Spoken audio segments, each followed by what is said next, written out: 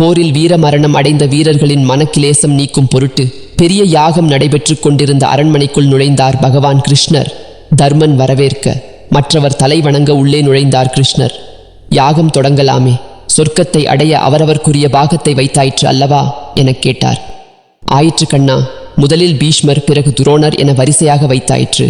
உன் வருகைக்காகத்தான் காத்திருந்தோம் என்றான் அர்ஜுனன். யாகத்தின் முதல் வேண்டுதல் யார் பேரில் கேட்டார் கிருஷ்ணர். குலத்தின் தோன்றலுக்கு காரணமான பீஷ்மரின் பேரில்தான் என்றார் தர்மன். வீரமரணம் அடைந்தவர்க்காக நடத்தும் யாகத்தில் முதல் பாகம் சகுனியின் பேரில் அல்லவா இருக்க வேண்டும் என்று கிருஷ்ணர் சொன்னவுடன் பாண்டவர்கள் அதிர்ந்தனர். பீமன் பல்லை கடித்தான். அர்ஜுனனின் கை தானாக உறைவாளை நோக்கிச் சென்றது. என்னவாயிற்று கண்ணா உனக்கு?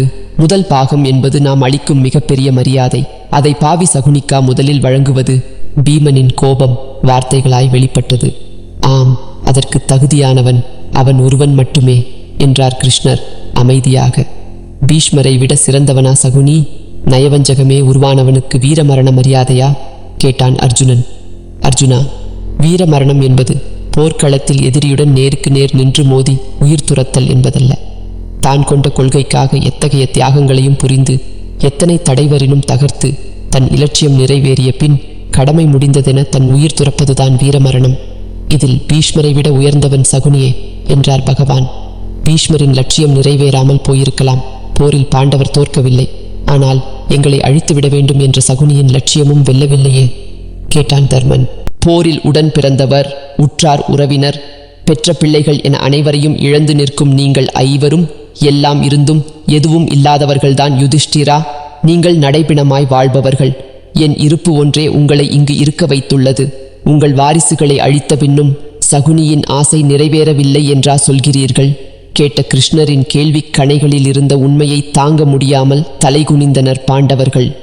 அப்படி பார்த்தால் சகுனியின் லட்சியம் எங்களை அழிப்பதை விட துரியோதனனுக்கு வெற்றியை தேடித் தருவதில்தானே இருந்தது. அது நிறைவேறவில்லையே. கிளறவர்கள் அனைவரும் அழிக்கப்பட்டனரே என அர்ஜுனன் வினவ சிரித்தார் கிருஷ்ணர். அர்ஜுனா, எதை நினைத்து தன் வாழ்வை சகுனி ஆரம்பித்தானோ அதை முடித்தே சென்றான். ஒரு புறம் 100 எதிரிகள், இன்னொரு புறம் 5 எதிரிகள். உங்கள் ஐவரை அழிப்பதாக கூறியே பல செயல்கள் மூலம் தனது 100 எதிரிகளை உங்கள் மூலமே அழித்து உங்களையும் நடைப்பிணமாக்கியவன் சகுனி என்பதை அறியாமல் பேசுகிறாய் என்றார் கிருஷ்ணர். என்ன, கிளறவர்களை அழிப்பதே சகுனியின் இலட்சியமா? ஏன் கண்ணா, ஏன்? அதுவரை மெளனமாக இருந்த திருதராஷ்டிரன் கேட்டார். கிளறவர்களை மட்டும் அல்ல, உங்கள் ஒட்டுமொத்த குலத்தையும் வேறறுப்பதே அவன் நோக்கம், இலட்சியம் எல்லாம். அதை நிறைவேற்ற தனி ஒருவனாக அவனால் முடியாது என்பதால் கிளறவ பாண்டவர்களுக்கிடையே விரோதத்தை வளர்த்து தன் இலட்சியத்தை நிறைவேற்றிக் கொண்டான் சகுனி என்றார் கிருஷ்ணர். பாம்பென்று தெரியாமல் பால் வார்த்து நானே என் பிள்ளைகளின் அழிவிற்கு காரணமாகி போனேனே.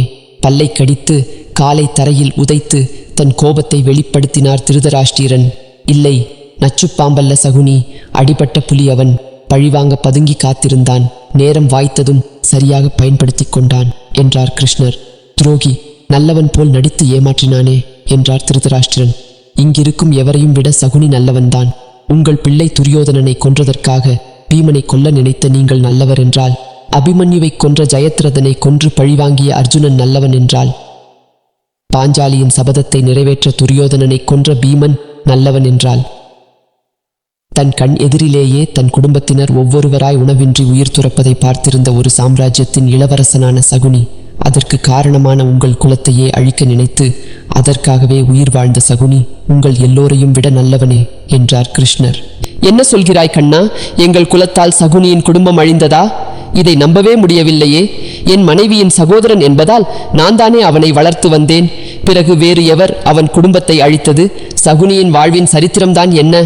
சொல் கண்ணா, கதறியபடி கேட்டான் திருதராஷ்டிரன்.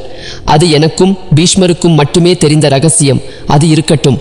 நான் கூறியது போல் சகுனிக்கு முதல் பாகம் தர முடியுமா, முடியாதா கேட்டார் கிருஷ்ணர். கோபப்படாதே கண்ணா. யாகத்தின் முதல் பாகத்தை எவருக்குமே தீங்கிழைக்காத, எவரிடத்தும் தவறு செய்யாத பீஷ்மரை விட்டுவிட்டு சகுனிக்கு தரச் சொல்வதை எங்கள் மனம் ஏற்கவில்லையே என்றார் தர்மர் அமைதியாக. தர்மா, வீரனாக, நல்லவனாக, ஒழுக்கமானவனாக இருந்த சகுனியை இந்த நிலைக்கு ஆளாக்கியதே பீஷ்மர்தான் என்று அறிவாயா? சகுனியின் குடும்பத்தையே உங்கள் குலத்தின் பெருமை குறைந்துவிடக்கூடாது என்பதற்காக அழித்து மறைத்தவர் பீஷ்மர்தான் அறிவாயா? தப்பிப்பிழைத்தவன் சகுனி. தன் வாழ்வியலை மாற்றிக்கொண்டான் தன் லட்சியம் வெல்வதற்காக. இதில் என்ன தவறு?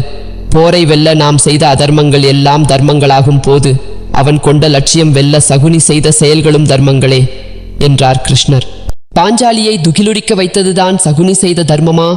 கேலியாய்க் கேட்டான் பீமன். பீமா, வரம்பு மீறி பேசுகிறாய்.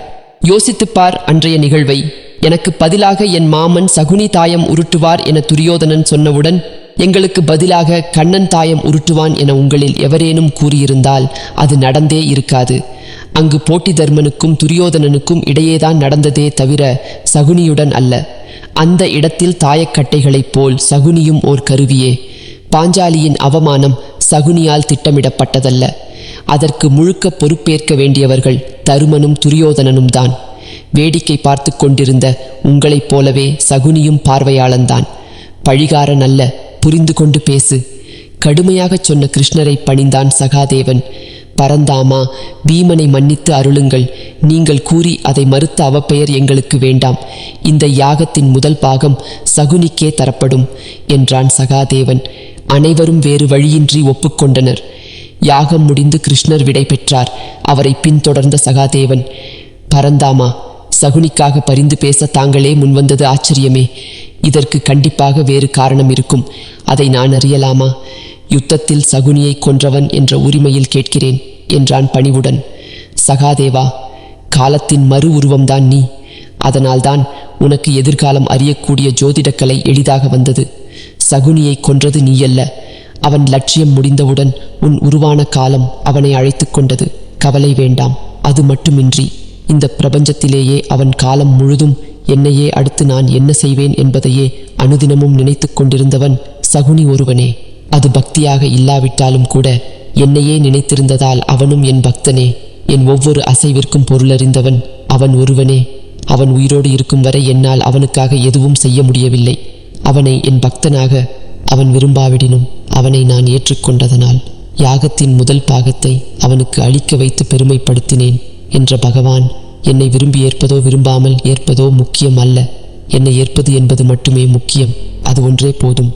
ஒருவனை நான் ஆட்கொள்ள என்று கிருஷ்ணரை வியந்து வணங்கி வழியனுப்பி வைத்தான் பாட்டுபுத்திரன் சகாதேவன். இந்த பதிவு சகுனி மேல் இருக்கும் உங்கள் அபிப்பிராயத்தை மாற்றியிருக்கும் என்று நினைக்கிறேன்.